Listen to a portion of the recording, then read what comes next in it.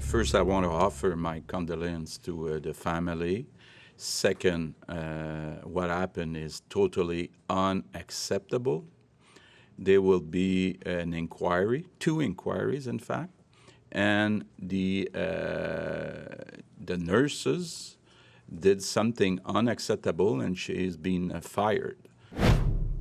That was Quebec Premier François Legault reacting to the incredibly troubling way an Indigenous woman died earlier this week in the city of Joliette. He stopped short of linking what happened to systemic racism. This is Joyce Echaquan. She went to hospital in Joliette on Saturday with stomach pain, and she passed away on Monday. On that day, she live-streamed from the hospital, and the disturbing video showed not only the pain she was in, but also taunts and humiliation from hospital staff. A warning, the video is really hard to watch.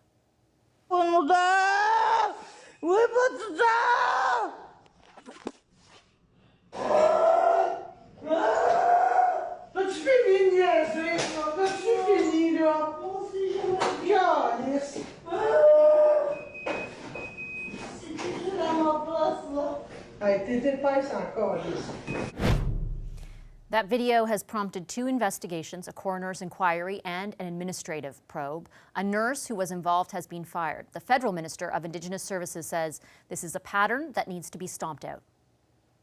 And every incident of racism needs to be called out. There's absolutely no question about that. But this is, and I think this is what is gut-wrenching about this, is that this is someone who is in their most vulnerable, and they are dying having heard racist words expressed towards them.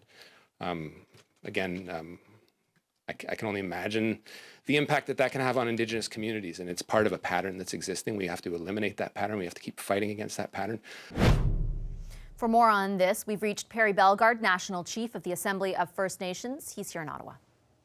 Hi, National Chief Bellegarde. Good to have you back on the program. Good to be here, Vashi. I want to start off with the situation in Quebec and that young mother, Joyce Echaquan. I know that you've seen that video. It is very, I can't even describe how troubling it is to listen to it and to watch it. How did you feel watching it?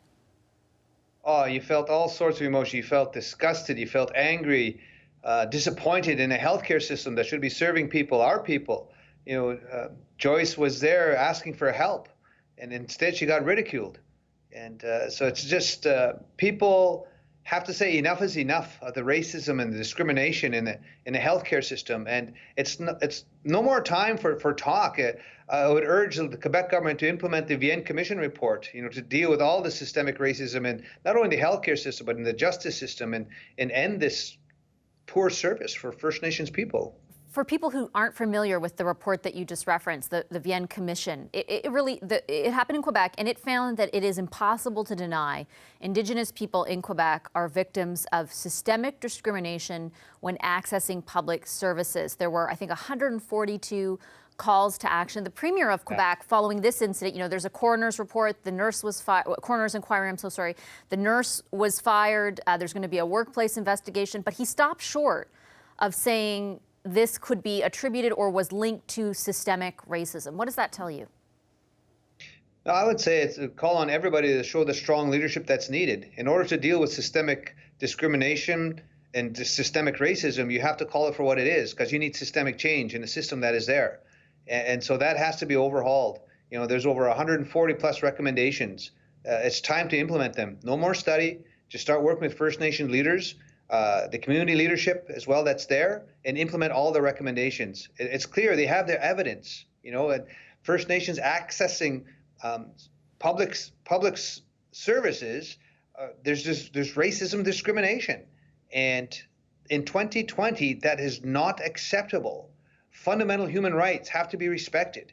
There shouldn't be a 2-tiered system for anybody in this country. So it's time to end it now. We were talking just prior to the interview starting about what if that video, I can't imagine being in her position, in Ms. Echaquan's position, and having the wherewithal to film that, to know that it should be recorded, to be subjected to what you were subjected to, be a mother of 7 kids and face the health issues that you're facing. What would have happened? Imagine if there wasn't that video, Well, it's exactly like this is one strong, resilient First Nations woman that had the wherewithal to tape it. How many others are forgotten that don't do that? So this is just one that is surfacing and coming to the light. And so her strength, and resiliency should be recognized, no question. But then now there's 7 children that are left without a mother. And if it wasn't for her resiliency to even think about taping it, we wouldn't be having this dialogue right now. And so to the Echaquan family, our sympathy, condolences, of course.